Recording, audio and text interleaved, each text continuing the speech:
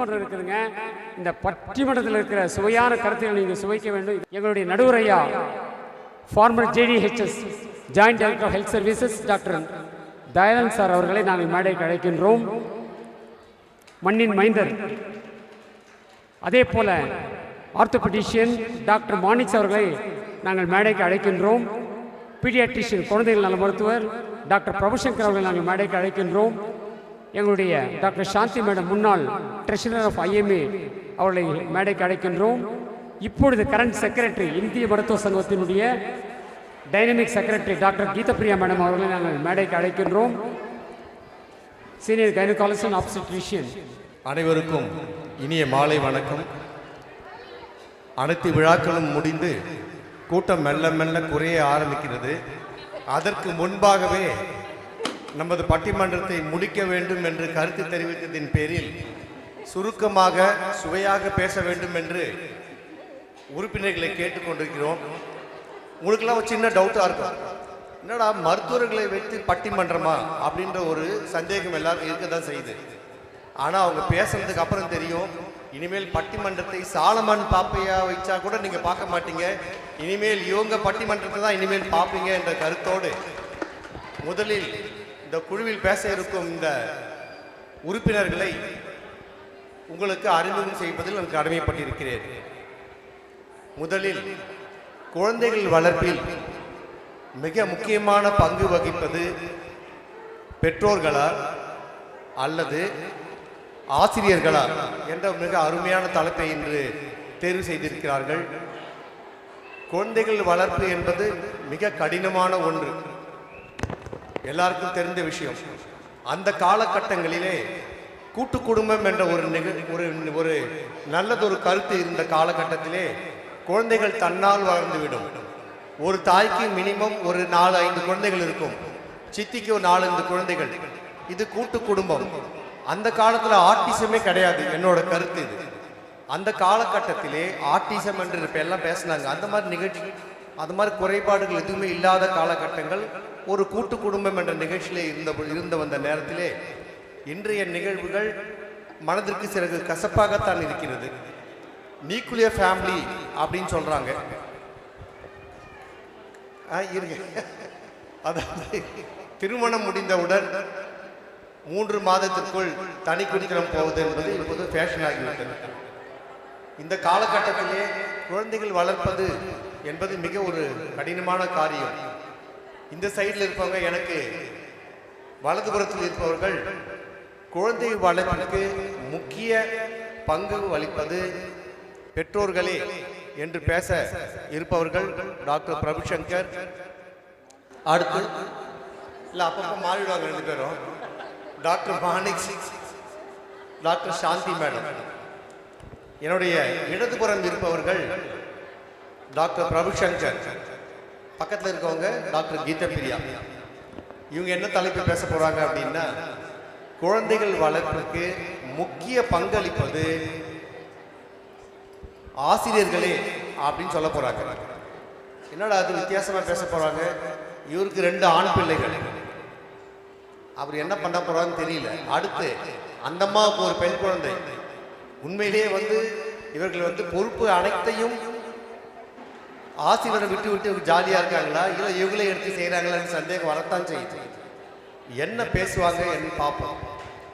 முதலிலே மாணிக்ஸை பற்றி சொல்ல வேண்டும் என்றால், இதே ஊரிலே இருந்து எலும்பு மருத்துவராக சிறப்பு பட்டம் பெற்று திருவள்ளூரிலே இப்பொழுது சிறப்பாக பணியாற்றி கொண்டிருப்பவர் மருத்துவர் மாணிக்ஸ்.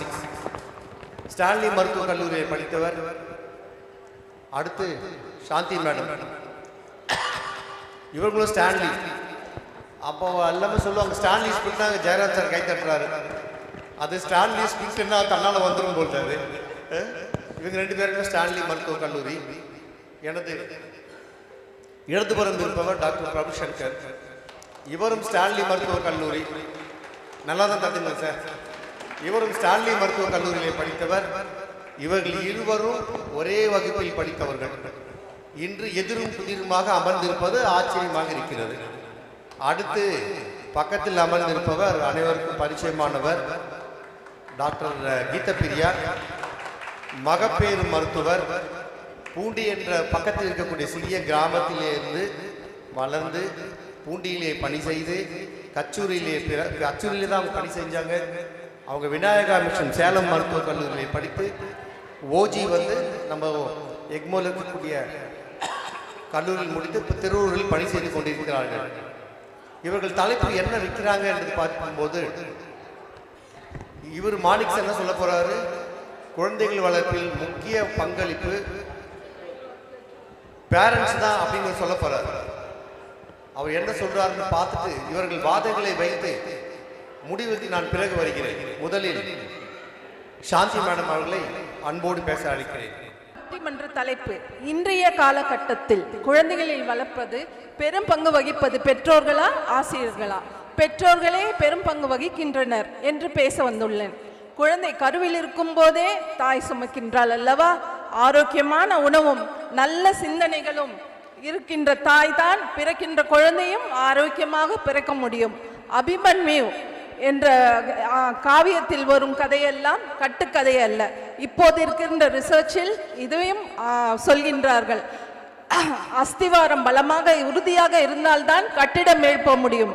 அதுபோல் தாயின் ஆரோக்கிய பங்களிப்பு முக்கியம். குழந்தை பிறந்தவுடன் தாய்ப்பால் மட்டுமே 6 மாத உணவு எல்லாருக்கும் தெரிந்தது தானே. தாய்ப்பாலை விட சிறந்த உணவு உண்டா? தண்ணீர் கூட கொடுக்க கூடாது என்று சொல்கின்றார்கள். குழந்தை பிறந்தவுடன் தாய் தரும் முதல் தாய்ப்பால் தானே குழந்தைகளின் நோய் எதிர்ப்பு சக்தியை வளர்க்கின்றது. அதன் பிறகு தந்தை நல்ல ஒழுக்கத்தையும் சொல்லிக் கொடுக்கின்றார். நல்ல பண்புகளை தாயும் தந்தையும் தானே சொல்லித் தருகின்றார்கள். மேலும் இன்று ஒரு பாட்டு பாடினார்கள், பச்சை கிளிக்கு ஒரு முத்துச்சர. அந்த பாட்டில் கூட குழந்தை வளர்ந்து நல்லவன் ஆவதும் தீயவன் ஆவதும் தாயின் பங்களிப்பு என்று சொன்னதை கேட்டிருக்கின்றீர்கள் இல்லையா? இன்னொரு உதாரணம் சொல்ல வேண்டும் என்றால் நமது மகாத்மா காந்தியை சொல்லலாம். அவர் வெளிநாடு சென்று படிக்க செல்லும் போது அவரிடம் சத்தியம் வாங்கி கொண்டால் மது அருந்தக்கூடாது, புலால் உண்ணக்கூடாது என்று கூடி மேல் படிப்புக்கு சென்று நமக்கு ஒரு மகாத்மா கிடைத்தார். இன்று ஆட்டிசம் பேரண்ட்ஸ் பற்றி நம்ம பார்த்தோம். அவங்களும் என்ன பண்ணுறாங்க, அவங்க குழந்தைங்களை எவ்வளோ கேர் எடுத்து பார்க்குறாங்க. அதனால தான் அந்த குழந்தைங்களால ஒரு சமுதாயமும் உருவாக முடியும். இப்போது இருக்கிற இன்னொரு example, world chess champion Gukesh அவர்கள். அவங்க பெற்றோர் டாக்டர்ஸ் தான். தந்தை அவங்க டாக்டர் தொழிலே விட்டுட்டு அந்த குகேஷ்காக நல்ல வழிப்படுத்தி அவர் கூட வெளிநாடு எல்லாம் சென்று அவருக்கு நிறைய அந்த கோச்சிங் எல்லாம் கொடுத்தனால தான் நமக்கு இன்னைக்கு ஒரு வேர்ல்டு சாம்பியன் கிடைச்சாரு. பழைய காலத்தில் வீர சிவாஜி அவங்க தாய் ஜிஜாபாய் நல்ல வீர கதைகளை கூறி அவர் நல்ல வீரராக வந்தார். காவியத்தில் உள்ள ஸ்ரீராமன் என்ற கதாபாத்திரம் கூட கண் தெரியாத பெற்றோர்கள், ஆனால் ஒழுக்கத்துடன் வளர்த்தனர். எனவே தாய் தந்தையரே நன்றாக வளர்க்க நற்பண்புகளையும் ஒழுக்கத்தையும் சொல்லித் தருகின்றார்கள். பெற்றோர்களின் பெரும் பங்கு இதில் இருக்கிறது.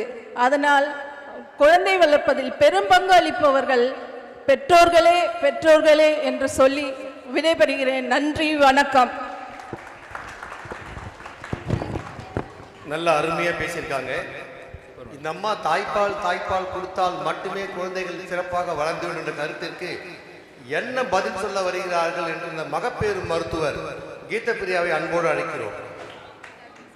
அனைவருக்கும் என் இனிய பொங்கல் நல்வாழ்த்துக்களோடு மாலை வணக்கம் சேர்த்து சமர்ப்பிக்கிறேன். ஸோ என்னோட டாபிக் மேடம்க்கு சரியா புரியல. இன்றைய காலகட்டம் மேடம் அதை மறந்துட்டாங்க. மேபி இது ஒரு 10-15 வருஷத்துக்கு முன்னாடி மேடம் இதெல்லாம் ஏறி நின்று பேசியிருந்தா அது கரெக்டாக இருந்திருக்கும். மேடம் இது இன்றைய காலகட்டம். ஸோ நம்ம பழைசெல்லாம் விட்டுட்டு புதுசாக வருவோம். எல்லாமே 2.0 3.0 ஜென்சிக்கு அடுத்து I think Gen Alpha. So நம்ம ஸ்டார்ட் பண்ணுவோம்.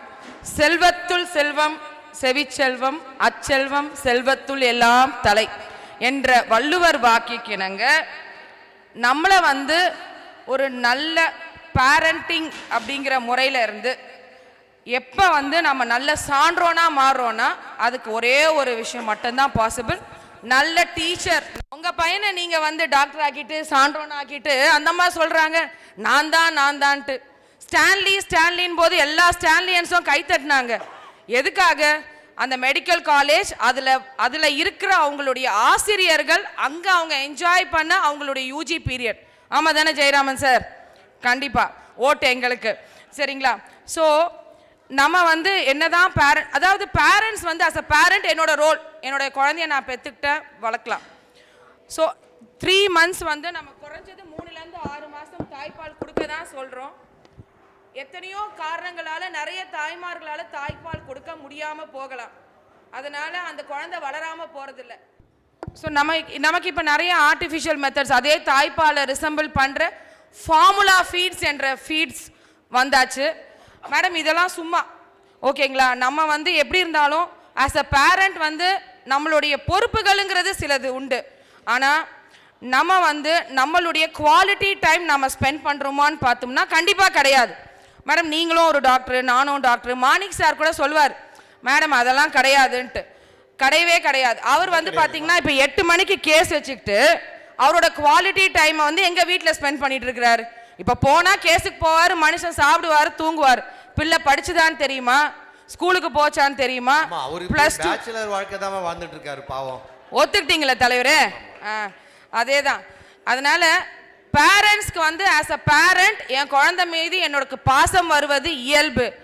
ஆனால் எந்த ஒரு பாகுபாடு இல்லாமல் எந்த கிளாஸ் ஆஃப் சொசைட்டி, எந்த கம்யூனிட்டி, எந்த பாகுபாடு இல்லாமல் ஒரு குழந்தை மேலே ஒரு அன்பை ஊட்ட முடியும் அப்படின்னா அது ஒரு ஆசானாலையும் ஒரு பள்ளி வாத்தியாராலையும் மட்டும்தான் முடியும். என் வாத்தியாரால தான் நான் இன்னைக்கு இங்கே நிற்கிறேன். ஸோ நம்மளுடைய செய்கிற ஒவ்வொரு பெரும்பாலான செயல்களுடைய நன்மை பாராட்டி, தீமைனா அதை தலையில் ஒரு கொட்டு கொட்டி முட்டி போட வச்சு, என்னை அரைமண்டி போட வச்சு எனக்கு நல்வழி காட்டி என் தவறுகளை சுட்டி காட்டியது என் வாத்தியார்கள் மட்டும்தான், உங்கள் வாத்தியார்களும் மட்டும்தான். இன்றைய சூழ்நிலையில் எங்கெங்க வீட்டில் எல்லாம் பேரண்டிங் பண்ணுறீங்க? எல்லாம் கைபேசியிலையும் சின்ன திரையிலும் வெள்ளித்திரையிலும் நெட்ஃப்ளிக்ஸிலும் அமேசான் பிரைம்லையும் மூழ்கி ஸ்ட்ரேஞ்சர் திங்ஸை பார்த்து கொண்டு வீட்டில் உள்ள மற்றவர்களையே ஸ்ட்ரேஞ்சர்ஸாக தான் நீங்கள் பார்த்து கொண்டிருக்கிறீர்கள். பீஸ்ட் கேம்ஸில் மூழ்கி ஃபேஸ்புக்கிலும் இன்ஸ்டாவிலும் ரீல்ஸ் போட்டுக்கொண்டு குழந்தை வளர்ப்பை பற்றியா பேசிக்கொண்டிருக்கிறீர்கள்? எங்க முடியுமா நம்மளால? கண்டிப்பா முடியாது. பட் ஆனால் வாத்தியாருங்க அப்படி கிடையாதுங்க. அவங்க என்ன பார்த்தாலும் ஸ்கூலுக்கு வந்தால் அவங்க கண்டிப்பாக அந்த கிளாஸ் எடுத்து தான் ஆகணும். அது மட்டும் இல்லை, இன்னைக்கு இருக்கிற பசங்க என்னன்னா, மிஸ் நான் சேட் ஜிபிடியில் இதுக்கான எக்ஸ்பிளனேஷன் பார்த்தேன், இது கரெக்டாக தப்பான்னு எல்லாமே எல்லாத்துக்குமே ஏஐ மூலமாக அவைலபிளாக இருக்குது. ஸோ இன்றைய வாத்தியார்களோட சூழ்நிலையும் ரொம்ப ரொம்ப கஷ்டம். அவங்களும் அவங்கள அப்கிரேட் பண்ணிக்கிட்டே இருக்கிறாங்க. ஸோ எவ்ரிதிங் எல்லாமே வாத்தியார் இல்லாமல் முடியாது. எல்லாருமே சொன்னோம். இப்போ இன்னைக்கு வந்த டாபிக் பார்த்தீங்கன்னா ஆட்டிசம்னு எல்லாமே ஆட்டிசம் பற்றி பேசணும். தலைவர் சொன்னார் ஒரு நல்ல பாயிண்ட், நியூக்ளியர் ஃபேமிலிங்கிறது இப்போ தான் இருக்குது. இதுக்கு முன்னாடி பார்த்தீங்களா கூட்டு குடும்ப வாழ்க்கையை நாம் பார்க்கும்போது நம்மளால் அந்த மாதிரி ஒரு டிசீஸே பார்க்க முடியல. ஸோ இந்த மாதிரி நாம் எப்படி நம்மளுடைய சொசைட்டிலேருந்து மாறி மாறி வந்துட்டுருக்கோமோ இதனால தான் இந்த ப்ராப்ளம்ஸ் வருதுன்னு. ஸோ இதுக்குமே நாம் வந்து எப்போ நம்மளுடைய ஆசான்கள் சொல்கிற அந்த சில அட்வைசர்லேருந்து தவறி கொஞ்சம் தள்ளி வரும்போது தான் நோய் மட்டும் இல்லை, நம்மளோட வழித்தடமும் வாழ்க்கை தடமும் மாறி நாம் நல்ல நன்மைகளை விட்டு தீமையை நோக்கி சென்று கொண்டிருக்கிறோம் என்பதை இங்கு ஆணித்தரமாக பதிவிட விரும்புகிறேன். ஸோ இந்த ஆட்டிசத்துக்கு ட்ரீட்மெண்ட் கூட பார்த்தீங்கன்னா 1-to-1 teaching program, it is called teaching program. அதுலேயும் பார்த்தீங்கன்னா அதை டீச் பண்ணுறவங்க நம்ம டீச்சருன்னு தான் எடுத்துக்கணும். அங்கே occupational therapist, speech therapist, physical therapist, physiotherapist எல்லாருமே நம்ம வாழ்க்கையில் நமக்கு ஆசான்கள் தான். சுய விருப்பங்களை திணிப்பது பெற்றோர்கள். மாணிக் சாரோட டாட்டர்ஸ் 2 பேருமே பியூட்டிஃபுல் டான்சர்ஸ், பரதநாட்டிய டான்சர்ஸ். ஸ்டேஜில் அவ்வளோ அழகாக பர்ஃபார்ம் பண்ணுவாங்க ஒவ்வொரு ஐஎம்ஏ மீட்டிங்லேயும். ஆனால் போன வருஷம் அவர் கூப்பிட்டு வரல, ஏன்னா பிள்ளை படிக்குதான். இவர் என்னமோ பக்கத்தில் உட்காந்து பிள்ளை படிக்கிறது மாதிரி. ஸோ இவருடைய ஆசை, இவர் கட்டி வச்சிட்டாருங்க ஒரு 25 பெட் ஆஸ்பத்திரி. நாளைக்கு அவங்க பொண்ணு அதை நடத்தணும். அதனால அவருடைய விருப்பத்தை திணிப்பது பெற்றோர்களே.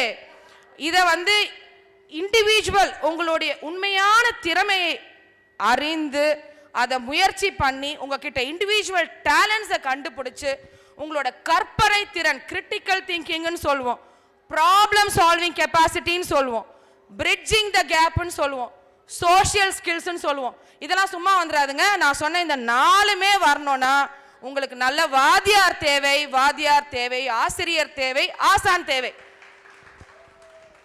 தாயின் கருவறையில் உயிரை பெற்றாலும் ஆசிரியன் வகுப்பறையில் மட்டுமே அறிவை பெற்று சமுதாயத்திற்கு அறிவை கொடுக்கும், நல்ல குடும்பங்களை கொடுக்கும் நல்ல மாணவர்களால் மட்டுமே முடியும். ஏன்? Thank you sir.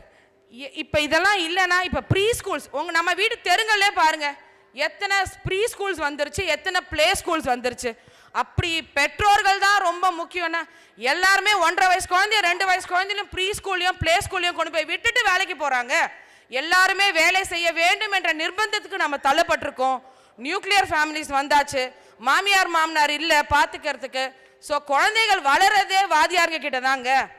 ஜட்ஜ் இல்லாமல் நல்ல ஜட்ஜ்மெண்ட் இல்லை, போலீஸ் இல்லாமல் பாதுகாப்பு இல்லை, இன்ஜினியர் இல்லாமல் டெக்னாலஜி இல்லை, டாக்டர் இல்லைன்னா ட்ரீட்மெண்ட்டும் இல்லை, வாதியார் இல்லைன்னா இவங்க யாருமே கிடையாது. ஸோ அட் திஸ் பாயிண்ட் நான் என்னோட எல்லா வாதியாருங்களுக்கும் நன்றி சொல்கிறேன். அந்த வாதியார் யாராக வேணா இருக்கலாம், நம்ம ஸ்கூல் டீச்சர்ஸாக இருக்கலாம், நம்மளுடைய காலேஜ் பிரின்சிபலாக இருக்கலாம், காலேஜில் யூஜி டீச்சராக இருக்கலாம், பிஜி டீச்சராக இருக்கலாம், ஒரு விவேகானந்தராக இருக்கலாம், ஒரு புத்தராக இருக்கலாம், ஒரு அப்துல் கலாமாக இருக்கலாம், யாராக வேணா இருக்கலாம். நம்மளை லைஃப்பில் நம்மளை இன்ஸ்பயர் பண்ணுற ஒவ்வொருத்தரும் நமக்கு வாதியார்கள் தான். ஸோ இங்கே சிலம்பாட்டம் அழகாக சுற்றுனாங்க பிள்ளைங்க, அதுக்கு பின்னாடி ஒரு ஃபிசிக்ஸ் இருக்குங்க, அதை நமக்கு சொல்லி கொடுத்தது நம்ம வாதியார் தானே.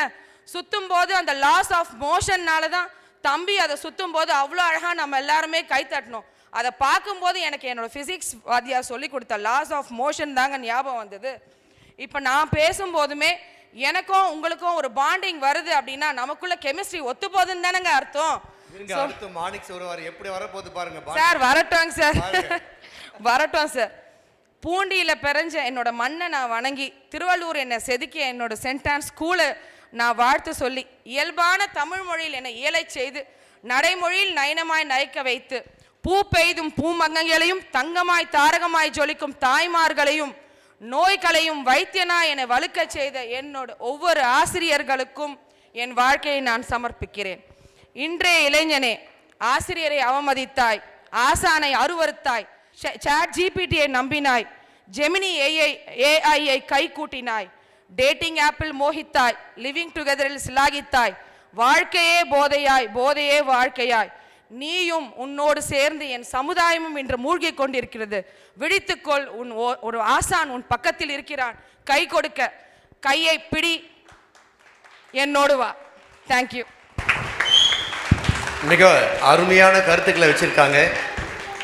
ஆசிரியர்களே குழந்தைகளின் வளர்ப்புக்கு முக்கிய காரணம் என்று பல கருத்துக்களை கூறியிருக்கிறார்கள்.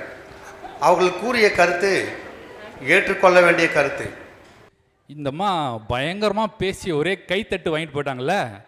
15 பேரை கூட்டின்னு வந்திருக்காங்க, ஆள் செட் பண்ணி. அது அவங்களே அவங்க வாயால சொன்னாங்க. அதில் அவங்க வீட்டுக்காரரும் அவங்க இருக்கிறாரு. அவர் பலமாக பேசுறதுக்கு முன்னாடியே கை தட்டுறாரு. அவர் யாரு? கை தூக்குங்க. யார் அவங்க வீட்டுக்கு? பாரு, கை தூக்கிட்டாரு பாருங்க. சார், சதி வேலை இல்லை, அவங்களாம் மாட்டிக்கிட்டாங்க. இதுதான் சார் இந்த ஆசிரியர்கள் இப்படி தான். இங்கே உட்காந்து இந்த அம்மா இவ்வளோ நேரம் அந்த சாட் ஜிபிடியில் போட்டு ஒரு கவிதை வந்து சொன்னாங்க பாரு. மொத்தம் சாட் ஜிபிடி, அது இன்ஸ்டாகிராம்லேருந்து சுட்டுது. அது நீங்கள் வேணா போய் பாருங்க. என்னடா இவ்வளோ இதை எதையுமே கவனிக்கல. எல்லாத்தையும் இந்த அம்மா வந்து இவ்வளோ நேரம் சாட் ஜிபிடியில் உட்காந்து எழுதிட்டு இருந்தாங்க. அதுக்கு கைத்தட்டல் வாங்கிட்டாங்க. இதை மாதிரி ஒரு போலியான ஒரு இதுவை தருவது தான் இப்போ இருக்கிற ஆசிரியர்களோட நிலைமை. யாரும் படிக்கிறதே கிடையாது. எல்லாரும் இந்த சாட் ஜிபிடியை பார்த்துட்டு இப்போ வந்து பாடம் எடுக்கிறாங்க. பையன் எங்கே உருப்பிடுவான்? நடுவர் அவர்களே, இந்த பட்டிமன்றத்துக்கு தீர்ப்பு நீங்கள் சொல்லணும்னா ஒன்றும் இல்லை. நம்ம ஆர்எம்ஜெயின் ஸ்கூலில் வாசல் முன்னாடி கேட்டு முன்னாடி வந்து கேட் ஓப்பன் பண்ணும்போது வந்து நின்று பாருங்க, உங்களுக்கு தெரியும். 4 மணிக்கு பெல் அடித்தான் அவன் முகத்தில் சந்தோஷத்தோடு எப்படி ஓடி வரான் பாருங்க. அவனுக்கு அவ்வளோ சந்தோஷம் வீட்டுக்கு போகிறதுக்கு. எவ்வளோ டார்ச்சர் பண்ணுறாங்க இந்த ஆசிரியர்கள். அவங்க ஒருத்தனாவது எங்கள் அப்பா எங்கள் ஃபிசிக்ஸ் மாஸ்டர் வீட்டுக்கு நான் போகிறேன்னு சொல்கிறானா, அவன் அடித்து பிடிச்சி எப்படா விட்டா ஓடுவோன்னு ஓடி வந்துடுறான். இங்கே இருக்க பேரண்ட்ஸ்க்கு இது எல்லாமே தெரியும். அறிவியல் ஆய்வின்படி 90% மூளை வளர்ச்சி வந்து 5 வயதிற்கு முன்பே நடந்து விடுகிறது. இது வந்து அறிவியல் ஆய்வு. வெறும் 10% வளர்க்குறதுக்கு 12 வருஷமாக இந்த ஆசிரியர்கள் படுகிற இது இருக்குது, கூத்து இருக்குது. அப்பப்பா சொல்லவே முடியாது. ஏபிசிடியை சொல்லி கொடுக்கறதுக்கு முன்னாடியே அப்பா அம்மான்னு சொல்லி கொடுத்தவங்க சார். நாங்க அப்பா அம்மாவை சொல்லி கொடுக்கறதே நாங்க தான். அருமை. மாதா பிதா குரு தெய்வம், அது 80s ஸ்லோகம். மாதா பிதா கூகுள் தெய்வம், அதுதான் இப்ப ஜென்சி ஸ்லோகம். உங்களை எப்பயோ தூக்கிட்டோம் பாஸ் நாங்க, எப்பயோ. நீங்க இன்னும் பழைய கதையை பேசிட்டு இருக்கீங்க. தாயாகி தந்தையாகி தாங்குகின்ற தெய்வம் என்று வள்ளலார் கடவுளை கூட டிஸ்கிரைப் பண்றதுக்கு இந்த 2 உருவங்கள் தேவைப்படுகிறது. தாயாகி தந்தையுமாகி தாங்குகின்ற தெய்வம் அப்படின்னு சொல்லியிருக்கார். எந்த குழந்தையும் நல்ல குழந்தை தான் மண்ணில் பிறக்கையிலே, அவர் நல்லவராவதும் தீயவராவதும் அன்னை வளர்ப்பினிலே. இந்த டைம்ல ஒரு கவிதை ஒன்று நினைவுக்கு வருது. மகன் இன்ச்சு இன்ச்சாக வளர்வதற்கு முழம் முழமாக கரைகிறாள் தாய். ஆசையாய் வாங்கின டிவிஎஸ் 50ஐ விற்று முதல் டிகிரியை வாங்கி தருகிறான் தந்தை. வெறும் அட்டண்டன்ஸை போட்டுவிட்டு பீரியடுக்கு இடம் மாறுகிறார் ஆசிரியர். இப்போ இருக்கிற பெற்றோர்கள் நிலைமை இருக்கு. ஒரே ஒரு ப்ராஜெக்ட் ஒன்று கொடுப்பாங்க. நம்ம ஊரில் இது திருவள்ளூரில் எத்தனை பேருக்கு இது தெரியும்? ஒரு ப்ராஜெக்ட் கொடுப்பாங்க.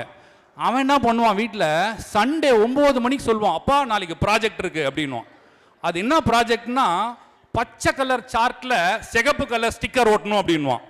அந்நேரத்துக்கு ஓடும் அலி சூப்பர் மார்க்கெட் ஓடுவோம். அங்கே அண்ணாச்சி இருப்பார், என்னென்ன பச்சை கலர் சார்ட்டா சிகப்பு கலர் இதுவா அப்படின்வார் அவரு. அதை வாங்கி ஓட்டுறதுக்குள்ளார அவனை போயிட்டு தாஜ்மஹால் செய்துன்னு வாங்குவாங்க. அவனுக்கு ஷூ லேஸே போட தெரில, அவனை போய் தாஜ்மஹால் கட்டின்வான்னு ப்ராஜெக்ட் கொடுப்பாங்க இவங்க. இங்கே இருக்கிற எல்லா ஸ்கூலில் இருக்கிற ப்ராஜெக்டும் இந்த அப்பா அம்மா செய்த ப்ராஜெக்ட் தான். தயவுசெய்து அது யாரும் அந்த பசங்க செய்த ப்ராஜெக்டே இல்லை, மொத்த ப்ராஜெக்டும் நாங்கள் செஞ்ச ப்ராஜெக்ட் தான் அது. அப்புறம் நம்ம கீதப்பிரியா மேடம்க்கு வரும். அவங்கள அப்படியே கொட்டி கொட்டி வளர்த்தாங்களாம். அவங்க ஃபிசிக்ஸ் மாஸ்டரும், அவங்க டீச்சரும், கெமிஸ்ட்ரி டீச்சரும். இப்போ போய் கொட்டினீங்கன்னா ஜெயில்மா, அது தெரியாது அவங்களுக்கு. 8வது வரைக்கும் ஃபெயிலே பண்ண முடியாது. 9ஆம் கிளாஸ் வரைக்கும் நீ பாஸ் கொடுத்தே ஆகணும். ஸோ ரூல்ஸ் தெரியாமல் பேசிக்கிட்டு இருக்காங்க அவங்க வாத்தியார். எங்கள் வாத்தியார் என்னை இப்படி வளர்த்துட்டாங்க, என்னை டாக்டர் ஆகிட்டாங்க, இந்த மண்ணிலேயே என்னை திருவள்ளூர்லேயே என்னை இப்படி ஆகிட்டாங்க, பெருமையாகிட்டாங்க சொல்லுங்க. அவங்க வாத்தியாருக்கு ஃபிசிக்ஸ் டீச்சருக்கு ஒரு 1000 ரூபாய் ஜிபே பண்ணாங்களான்னு கேளுங்களேன், சும்மா கேளுங்களேன். அவங்க மனசை விட்டு சொல்லட்டும், சார் மாதம் நான் டாக்டர் ஆகிட்டேன் சார், மாதம் 2000 ரூபாய் உங்களுக்கு ஜிபே அனுப்புகிறோம் சார், பேடிஎம் அனுப்புகிறோம் சார், சொல்கிறாங்களான்னு பாருங்க. இந்த மாதத்துலேருந்து அவங்க வீட்டுக்காரர் அனுப்புன்னு சொல்லிட்டார் சார். சார் வந்தவர் கை தட்டுறது இல்லாமல் இந்த வேறையா சார், எத்தனை கொடுமையா சார் தாங்குவார் அவர். ஸோ இந்த மாதிரி நிலைமை இருக்கும்போது இன்று ஆசிரியர்கள் பாவம் சம்பள உயர்வுக்காகவும் பணி நிரந்தரத்துக்காகவும் தெருவில் உட்கார்ந்து போராடுகிறார்கள். அவர்கள் தலைப்பு செய்தியில் கூட இல்லை, ஸ்க்ரோலிங்கில் கூட அதை போட மாட்டாங்க. நடுவர் அல்ல, சமுதாயம் கூட உங்களை கைவிட்டு விட்டது இப்போதைக்கு. அவங்க வெறும் எஸ்ஐஆர் ஃபார்ம் தான் இப்போ ஃபில் பண்ணுகிறாங்க. அந்த நிலைமையில் தான் இருக்காங்க.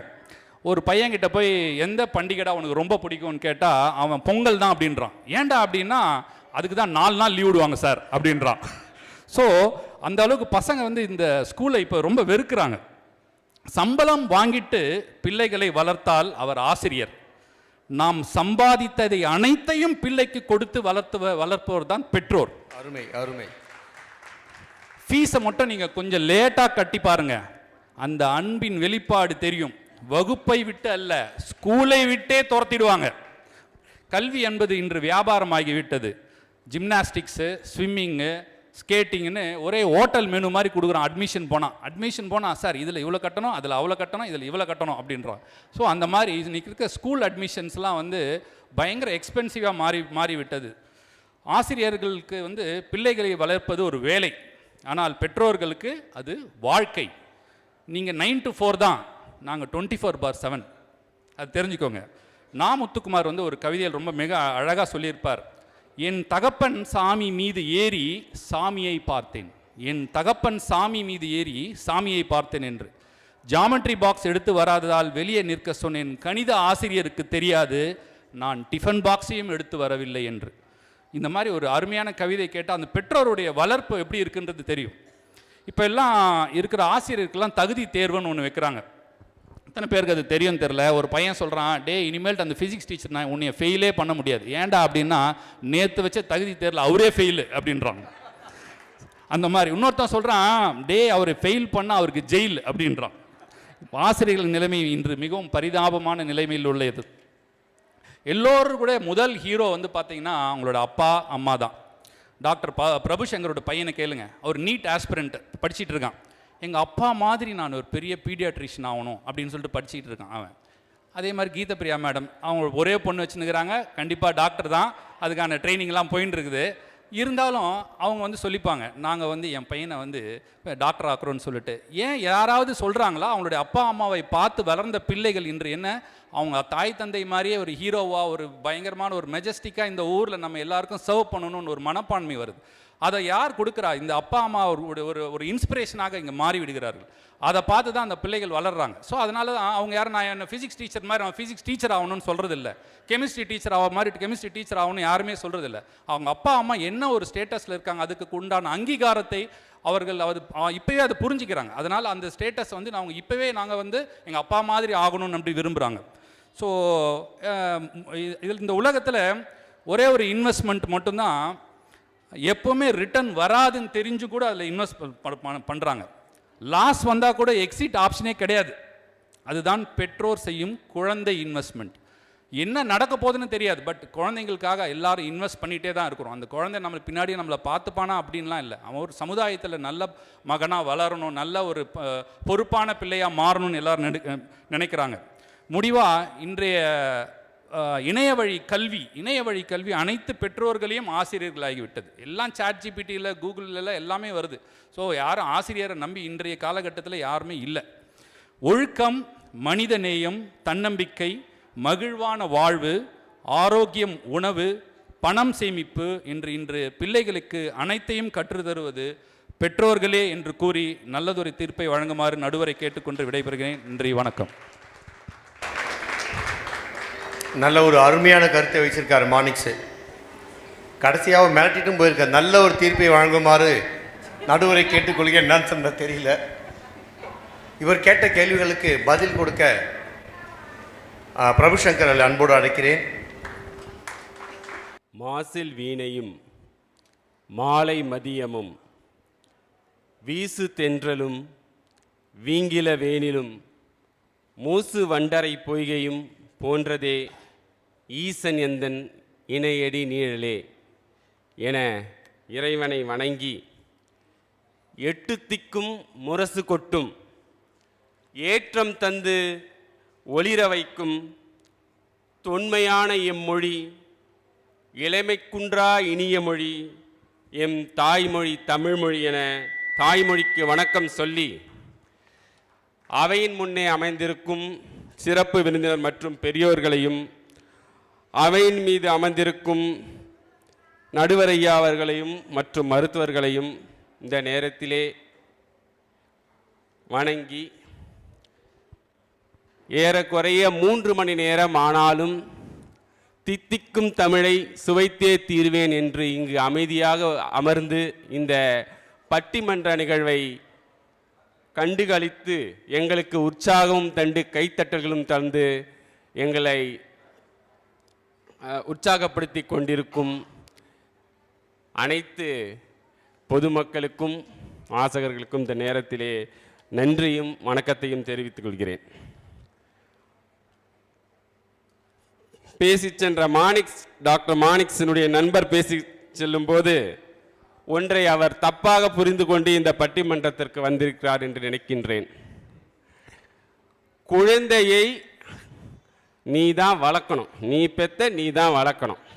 ஆனால் அந்த வளர்ச்சியில் பெரும் பங்கு யாருக்கு என்பதுதான் இங்கு கருத்து. அதை பற்றி தான் அவர் பேச வேண்டும். ரெண்டாவது, சாட் ஜிபிடி ரொம்ப மூழ்கி ரொம்ப தெளிச்சிட்டான்னு நினைக்கிறேன். எதுக்கு எடுத்தாலும் சாட் ஜிபிடியில் இருக்குது, சாட் ஜிபிடியில் இருக்குது. சாட் ஜிபிடி வந்த காலத்திலிருந்து எனக்கு தெரிந்த வரை குழந்தைகளின் அறிவு மங்கிவிட்டது. அவன் சிந்திக்கும் திறனே போய்விட்டது. எது எடுத்தாலும் போடுறான். ஒரு எஸ்ஏனா அந்த எஸ்ஏக்குன்னு போடுறான், அதை கடகடன்னு வருது. அவன் சிந்திக்கும் திறன், அவன் கணிக்கும் திறன் போய்விட்டது. ஒரு கணக்கு போடணுன்னா கால்குலேட்டர் எடுத்து தட்டுறான், இல்லை எதையாவது போடுறான். ஸோ சாட் ஜிபிடி எந்த காலத்திலும் ஒரு ஆசிரியனுக்கு இணையாகாது நண்பர் மாணிக்ஸ் அவர்களே. பாடம் சொல்லிக் கொடுப்பது மட்டுமல்லாது ஒழுக்கம், அதாவது படிக்கிறது மட்டுமே பள்ளிக்கூடம் இல்லை. படிக்கிறதுக்கு மட்டுமா நம்ம ஆசிரியர் படிப்பை மட்டுமா சொல்லி கொடுக்கிறாரு? எதுக்கு போறீங்க? ஒழுக்கம், நேர்மை, பொறுப்புணர்ச்சி என்ற அனைத்தையும் சொல்லிக் கொடுப்பது பள்ளிக்கூடம் தான், அங்கு பாடம் நடத்தும் ஆசிரியர் தான். இதை அனைவரும் ஒத்துக்கொள்ள வேண்டும். நீங்கள் பள்ளி பருவம் முழுவதுமாக ஏறக்குறைய 3 வருடத்தில் நீங்கள் சேர்ந்தால் 17 வருடம் வரை நீங்கள் பள்ளியில் தான் படித்து கொண்டிருக்கின்றீர்கள்.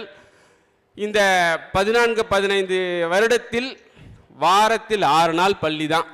காலைல 8 மணிக்கு போய் சேர்ந்தா வீட்டுக்கு 5 மணிக்கு வரீங்க. அது வந்தால் நைட்டு தூக்கம் போக மிச்சம் வீட்டில் இருக்கிறது 5 மணி நேரம் 4 மணி நேரம் தான். அதில் விளையாடணும், அதில் தான் படிக்கணும். ஆக மொத்தம் நம்முடைய ஏறக்குறைய ஒரு 1/4 பங்கு வாழ்க்கை ஆசிரியர்களிடம் பள்ளிக்கூடத்தில்தான் செல்கின்றது. உன் பிள்ளைகளோடு இருப்பது யார்? ஆசிரியன் தான். 3/4 நேரம் அங்கே தான் இருக்கிற. பாடம் புகட்டுவது யார்? அவர் தான். நல்லது கெட்டது சொல்லிக் கொடுப்பது யார்? ஆசிரியர் தான். நல்ல பண்பை வளர்ப்பது யார்? ஆசிரியர் தான். உலக அறிவை கொடுப்பது யார்? ஆசிரியர் தான் என்ற நேரத்தில் சொல்லிக்கொண்டு, அதாவது வீட்டில் பெற்றோரை பார்த்தே வளர்ந்தான். பெற்றோரை பார்த்தோன்னா எல்லா வீட்லேயும் ஒரு மானிக்ஸ் இல்லை. அவரை பார்த்தே அவங்க பொண்ணு டாக்டர் ஆகிற மாதிரி கிடையாது. நடுத்தர வர்க்கம், அதற்கு கீழ்வுற வர்க்கத்தில் என்னென்னமோ பெற்றோர்கள் எப்படி எப்படியோ இருக்கின்றார்கள். கூலி தொழிலாளர் இருக்கிறார், அவர் எப்படி எப்படியோ இருப்பார், சிகரெட் பிடிப்பார், தண்ணி அடிக்கிற பழக்கம் இருக்கும், வீட்டில் சண்டை சச்சரவுகள் இருக்கும். அதை பார்த்தே ஒரு குழந்தை நல்ல குழந்தையாக வளர்ந்துவிடும் என்று சொல்லிவிட முடியாது. அடுத்ததாக நம்ம பேசி சென்ற நம்ம சாந்தி மேடம் அவர்கள் சொன்னார்கள், குகேஷ் என்ற ஒருத்தர் வேர்ல்ட் செஸ் சாம்பியன் ஆனார். அதற்காக அவர்கள் பெற்றோர்கள் தன்னுடைய பணியையும் விட்டுவிட்டு அவர் கூடவே சுற்றி அதை வாங்கி கொடுத்தார்கள் என்று கூறினார்கள். நிச்சயம் சந்தோஷம்தான். ஆனால் அவர் சொல்லிக் கொடுக்கவில்லை. செஸ் விளையாட அப்பா சொல்லிக் கொடுக்கல, அம்மா சொல்லிக் கொடுக்கல, அதற்கென்று ஒரு ஆசிரியர் தான் சொல்லிக் கொடுத்திருக்கிறார். ஒரு கோச் சொல்லிக் கொடுத்து தான் அவர் சாம்பியன் ஆனார் என்பதை இந்த நேரத்திலே மேடம் அவர்களுக்கும் நடுவர்களுக்கும் பதிவு செய்ய கடமைப்பட்டிருக்கின்றேன். அடுத்ததாக இங்கே சாட்சி சொல்ல வந்த ஒரு குழந்தை கூட இருந்தது. இப்பொழுது இந்த ஷாலோம் ஸ்கூல் ஆஃப் இது டெவலப்மெண்ட் சென்டரில் இதை படித்த ஒரு குழந்தை பேசிச்சு. ஒரு ஏர் ஹோஸ்டஸ் அதை பற்றி சொன்னாங்க. அந்த குழந்தை எப்படி தானாக பேசிவிட்டதா? அம்மா பார்த்து அது பேசலன்ட்டு ஒரு ஆசிரியர்கிட்ட கொண்டு போனாங்க. அந்த ஆசிரியர் அதை கணிச்சு என்ன பண்ணால் சரியாகும்னு பேச்சு பயிற்சி தந்தாங்க. அப்போ தான் அது பேசிச்சு. ஆகல பெற்றோர்களால் நடத்த முடியாத ஒரு விஷயத்தை இங்கே ஒரு ஆசிரியர் நடத்திருக்கிறார். ஒரு குழந்தைக்கு பேச்சு வர வைக்க வேண்டியது எவ்வளவு கஷ்டம் என்பது ஒரு குழந்தை மருத்துவனாக எனக்கு தெரியும். அதுவுமே ஒரு 3 வருடம் 4 வருடம் கழித்து ஒரு குழந்தை பேச வேண்டும் என்றால் அதற்கான சிரமம் ஆசிரியருக்கு அதிகமாக இருக்கிறது. அதே மாதிரி செய்கிறார் என்பதை இந்த நேரத்தில் தெரிவித்துள்ளேன். 2வது மானிஸ் அவர்கள் பேசும்போது சொன்னார்கள், 4 மணிக்கு போய் பாருங்க நடுவர்களே, அந்த பள்ளிக்கூடத்தை விட்டு வரும்போது அவன் முகத்தில் சந்தோஷம் எப்படி இருக்கும் அப்படின்றாரு. அந்த சந்தோஷம் வீட்டுக்கு போகிற சந்தோஷம் தானே தவிர இன்னொரு சந்தோஷமால் அடங்கியிருக்கும். இன்னைக்கு நிறைய படித்தோன்ற சந்தோஷம் இருக்கும் இல்லையா? இன்னைக்கு இதை கற்றுக்கிட்டோன்ற சந்தோஷம் அதில் இருக்கு இல்லையா? இதை நீங்கள் அனுபவிச்சது இல்லையா மானிக்ஸ் நண்பரே? இன்னைக்கு இந்த ஃபஸ்ட்டுண்டா இது வரும்டா எக்ஸாமுக்கு, நான் 10க்கு 10 மார்க் எடுப்பேன்னு கூட சந்தோஷம் இருக்கலாம் நடுவர் அவர்களே. அதாவது புரிந்துக்கொள்ள ஷூலேஸ் கூட அவனுக்கு கட்ட தெரியாது, அவனை போய் தாஜ்மஹால் கட்ட சொல்கிறாங்க அப்படின்னா, படிக்கும் நேரத்தில் தாஜ்மஹால் கட்ட சொன்னாதான் நாளைக்கு ரோஸ் மஹாலாவது கட்டுவார் அவர்.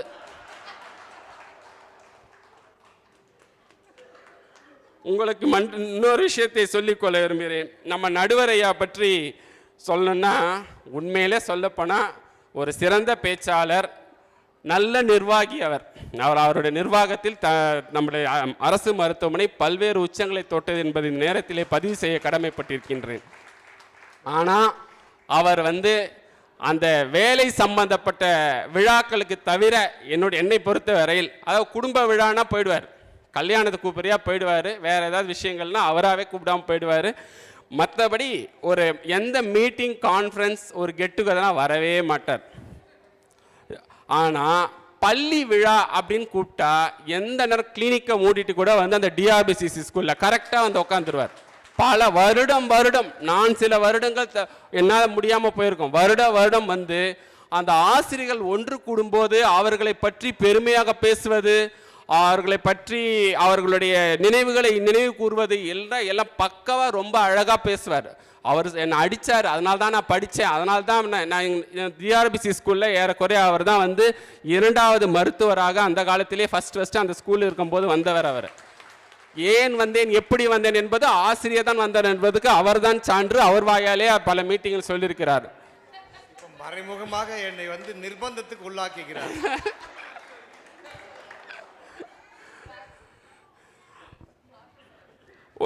அடுத்ததாக ஒரு மருத்துவராக நான் வந்து இதை சொல்ல கடமைப்பட்டிருக்கின்றேன். ஏதாவது ஒரு குழந்தை லேட்டாக கொண்டு வருவாங்க, ஒரு 3 வயசு குழந்தை, 4 பேசலன்ட்டு. நான் சொல்கிறது நேராக வந்து ஸ்பீச் தெரபிஸ்ட்டை பாருங்கள், இது லேட்டு தான், ஒன்றும் தவறு இல்லை, ஸ்பீச் தெரபிஸ்ட்டை பாருங்கள். இன்னும் கொஞ்சம் சின்ன குழந்தைனா பால்வாடிக்கு போங்க. ஏன்னா அங்கே இருக்கிற ஆசிரியர்களால் தான் அந்த வளர்ச்சியை வந்து கொடுக்க முடியும், கொண்டு வர முடியும் என்பது ஒரு அறிவியல் பூர்வமான உண்மை. அடுத்ததாக, எந்த அரசாவது சிறந்த அம்மாவுக்கு விருது கொடுக்குறாங்களா? இந்த அம்மா நல்லா படிக்க விருது கொடுக்குறாங்களா? எந்த அரசாவது சிறந்த அப்பா இவருக்கு விருது கொடுக்குறாங்களா? ஆனால் வீட்டுக்காரமா தான் வீட்டுக்காரர் வைஃப் கொடுக்கணும், வைஃப் வந்து வீட்டுக்காரர் கொடுக்கணும், கவர்மெண்ட் கொடுக்காது. அது உங்க வீட்டில் வேணா நடக்கலாம் சார், அதெல்லாம் நாங்கள் தரமாட்டோம். நாங்கள் மாற்றிலாம் கொடுக்க மாட்டோம். ஆக அரசே வந்து சிறந்த ஆசிரியர்கள் என்று வருடம் விருது கொடுக்கிறது என்றால் அந்த ஆசிரியர் எந்த அளவுக்கு ஒரு சமூகத்தில் தாக்கத்தை ஏற்படுத்துகிறார், என்னென்ன மாற்றங்களை ஏற்படுத்துகிறார் என்பதை நீங்கள் புரிந்து கொள்ள வேண்டும் மக்களே, நடுவர் அவர்களே. அடுத்தது, என்னுடைய வாழ்க்கையை ஒரு எடுத்துக்காட்டு தான். அப்பொழுது 93ஆம் ஆண்டு 10ஆம் வகுப்பில் 465 மார்க் எடுத்த போது என்னுடைய குடும்ப சூழ்நிலை எப்படி இருந்ததுன்னா, நான் வந்து எனக்கு டிப்ளமோ இன் மெக்கானிக்கல் இன்ஜினியரிங் தான் எனக்கு நல்ல முடியும்னு நான் நினச்சிட்டு இருந்தேன். அப்பொழுது நான் வந்து அவர் வீட்டில் தான் படித்தேன். அவர் தற்போது இப்போது இல்லை, தலைமை ஆசிரியராக பாண்டூர் காபி ஸ்கூலில் இருந்தவர் தலைமை ஆசிரியர் செட்டியப்பன். அவர் வீட்டில் நான் அதிக நேரம் படிப்பது எல்லாம் அங்கே தான் படிச்சுட்டேன். அவர்தான் என்னுள்ளே இருக்கும் ஒரு திறமையை கண்டுபிடித்து, நீ வந்து நல்ல மார்க் எடுப்ப அப்படின்னு சொல்லி படின்னு சொன்னது, படிக்க வச்சு 465. அப்போ வந்து 1995 465 ஒரு குட் டோட்டல். அப்போ ஸ்கூல் தேர்ட் மார்க் அப்போ வாங்கியிருந்தேன்.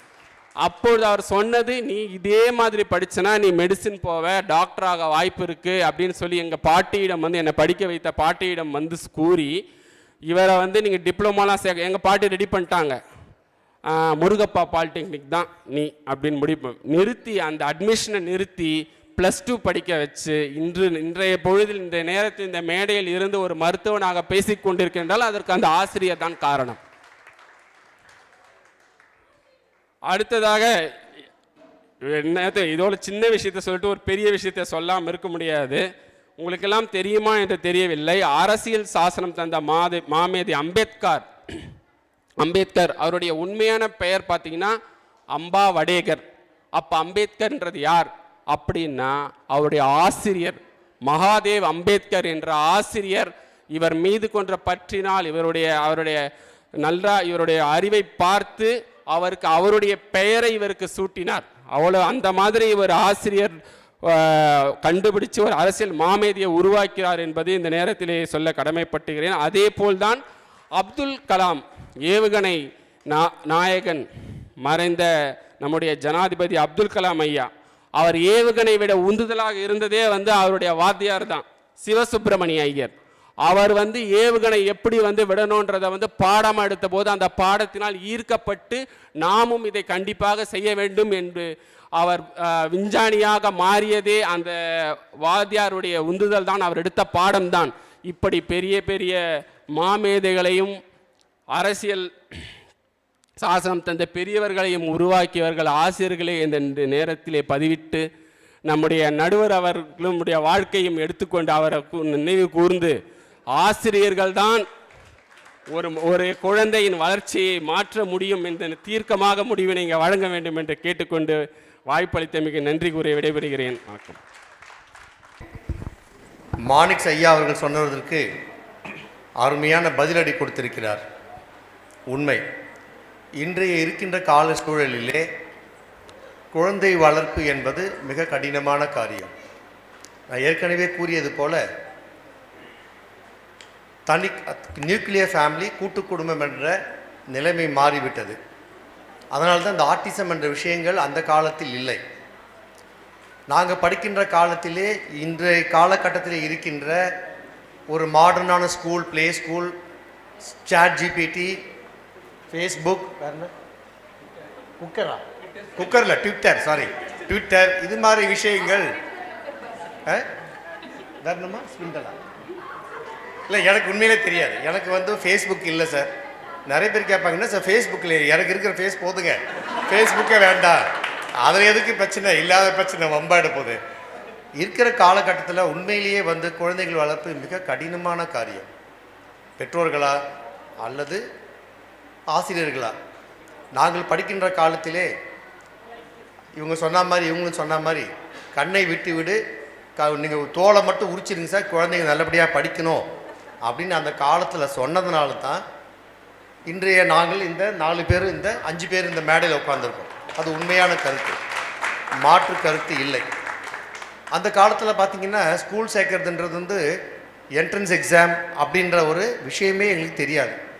நான் சொல்கிறது 1972. இதே டிஆர்பிசிசியில் இன்றைய இல்லை மறைந்த எங்களுடைய தலைமை ஆசிரியர் அப்புல்ராஜ் என்ற ஒருத்தர் இருந்தார்.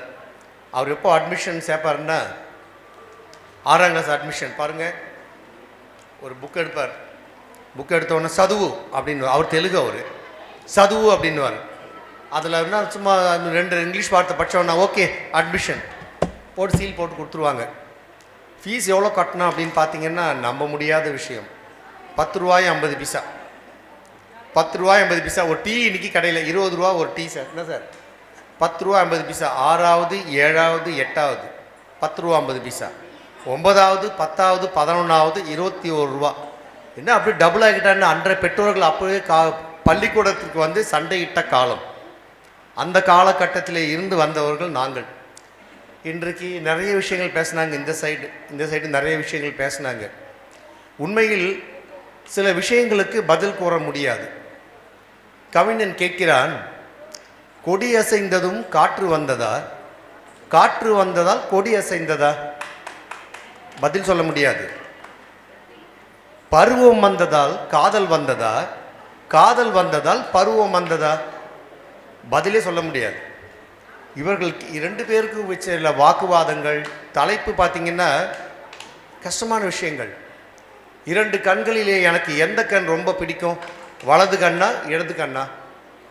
ஐயா சொல்லுங்கள், எந்த கண் உங்களுக்கு பிடிக்கும்? சொல்லவே முடியாது. ஐயா எனக்கு இந்த கை பிடிக்குமா இந்த கை பிடிக்குமா? பதில் சொல்லவே முடியாது. கடைசி வரைக்கும் விடையை தேடிக்கொண்டே இருப்போம். இருப்பினும் இந்த பட்டிமன்றத்திலே இவர்கள் வைத்த வாதங்களை பார்க்கும் பொழுது தாய்ப்பால் கொடுப்பவள் தாய், அருமையான ஒரு கருத்து. அது யாராலும் செய்ய முடியாது. 24x7 அப்படின்னு இங்கே ஒன்று சொன்னார். காலை 10 மணி முதல் 4 மணி வரை மட்டுமே ஆசிரியர்கள் அப்படின்னு ஒரு கருத்தை இவங்க சொன்னாங்க. இவர் என்ன சொல்கிறாரு, பள்ளிக்கூடத்திலிருந்து குழந்தை ஓடி வரும்போது சிரித்து கொண்டே வருகிறான் அப்படின்ற ஒரு கருத்தை வைக்கிறார். இவர் அந்த கருத்தை வைக்கும்போது இவர் மாற்று கருத்தை என்ன சொல்கிறாரு, அவன் வீட்டுக்கு வரத்துக்கோசம் சிரிக்கலப்பா, பள்ளி ஆசிரியர் இன்று நல்ல கருத்துக்களை எங்களுக்கு சொல்லி கொடுத்தார், இந்த கருத்துக்களை வைத்து நாங்கள் பள்ளிக்கூடத்திலே நல்ல மதிப்பெண்களை வாங்குவதற்கு இது உறுதுணையாக இருக்கும் என்ற அருமையான கருத்தினை பிரபுசங்கர் பதிவு செய்தார். தண்டவாளத்திலே ஓடுகின்ற ரயிலுக்கு இந்த பக்கம் போகின்ற தண்டவாளமும் முக்கியம், இந்த பக்கம் போகின்ற தண்டவாளமும் முக்கியம். ஒரு தண்டவாளம் இல்லை என்றால் ட்ரெயின் போகாது. ஐயா புரியுதா? ஸோ அதனால் அந்தம்மா வந்து அதிரடியாக சிறிய விஷயங்கள் பேசினாங்க. இவர் சில விஷயங்கள் சொன்னார். அந்தம்மா சொல்கிறது கை தட்டுறதுக்காகவே சில கூட்டத்தை கொண்டு வந்திருக்கிறார்கள் அப்படின்னு பார்க்கும் பொழுது அந்த கூட்டத்தில் காணவில்லை, இப்பொழுது அமர்ந்திருவங்கள் காணவில்லை. உண்மையிலே வந்து குடும்பத்துக்கு நல்ல ஒரு சப்போர்ட்டாக இருக்காங்க. பட் அவங்க வந்து மருத்துவர், ஒரே ஒரு மகளை வைத்திருக்கிறார், இவர் 2 மகன்களை வைத்திருக்கிறார். இந்த 2 பிள்ளைங்களையும் வந்து மருத்துவரை ஆக்க வேண்டும். அந்தம்மா என்ன நினைக்கிறாங்க, தன்னுடைய மகளையும் மருத்துவர் ஆக்க வேண்டும் என்றதே விருப்பம். பெற்றோர்களுக்கு ஏன் இந்த பேர் வந்தது அப்படின்னா, நாம் அதை பெற்றவர்களால் மட்டுமே அந்த பேர் நமக்கு வரவில்லை. நாம் ஏன் அந்த பெற்றவர்கள் அந்த பேர் வந்திருக்கு முக்கியமான காரணம், இதை பெற்றுவதற்கு எல்லாமல்ல இறைவன் நமக்கு ஒரு ஒரு வாய்ப்பினை கொடுத்ததற்காக, அந்த வாய்ப்பினை பெற்றவர்கள் என்பதற்காகவே உங்களுக்கு பெற்றோர்கள் என்று பெயர் வந்தது அப்படின்னு பர்வீன் சுல்தானா ஒரு கருத்து சொல்கிறாங்க. ஸோ இந்த அருமையான காலகட்டத்திலே இவர்கள் முக்கியமா, இவர்கள் சொன்ன கருத்து முக்கியமா, அல்லது மானிக்ஸ் அவர்கள் கூட்டம் சொன்ன இந்த குழு சொன்ன கருத்துக்கள் முக்கியமா என்று பார்க்கும் பொழுது இரண்டுமே முக்கியம் என்று கூறினாலும், பருவம் வந்ததால் ஆசை வந்ததா, காதல் வந்ததா, காதல் வந்ததால் பருவம் வந்ததா, பதிலே கூற முடியாது. எனவே இரண்டு தீர்ப்புகளையும் மனதிலே வைத்து கொண்டு பார்த்தால் குழந்தையின் வளர்ச்சிக்கு தாய் தந்தையர்களே 24x7 பள்ளிக்கூடத்துக்கு போன நேரங்களை தவிர மற்ற நேரத்தில் தாய்ப்படும் பாடு ஈடு செய்ய முடியாத பாடு.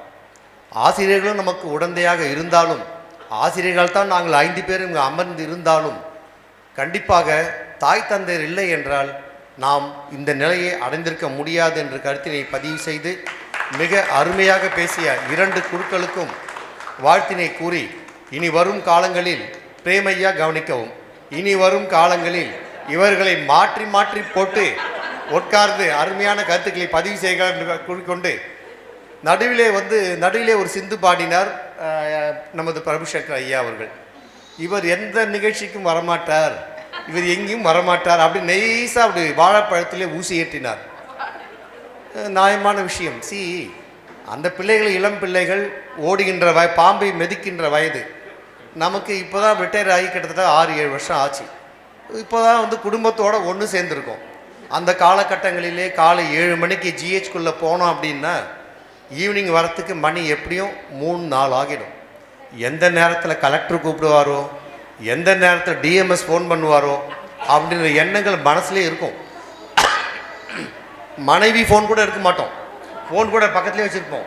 கலெக்டர் மேடம் ஃபோன் அடித்தா, மேடம் சொல்லுங்கள் டாக்டர், நீங்கள் மட்டும்தான் டாக்டர் ஒரே ரிங்கில் ஃபோன் எடுக்கிறீங்க அப்படின்னு நம்ம அந்த நேரத்தை சொல்லுவாங்க. ஸோ அந்த நேர கட்டத்துலேயும் நாங்கள் நிறைய விஷயங்கள் அனுபவித்து பண்ணோம். கிட்டத்தட்ட ஒரு 33 ஆண்டுகள் 32 ஆண்டுகள் அரசு பணியில் இருந்தாலும் இந்த விஷயங்களை நாங்கள் அனுபவித்து பண்ணதுனால மீதம் இருக்கின்ற காலகட்டத்திலே குடும்பத்தோடு செலவிட வேண்டும் என்ற எண்ணத்திலே கருத்தில் கொண்டுதான் இவர்கள் அப்பப்போ நடத்துகின்ற இந்த விழாவிலே கலந்து கொள்ள முடியாத நிலையில் இருக்கிறோம் என்ற கருத்தினை பதிவு செய்து நல்லதொரு வாய்ப்பளித்தமைக்கு நன்றி கூறி விடைபெறுகிறேன். நன்றி, வணக்கம்.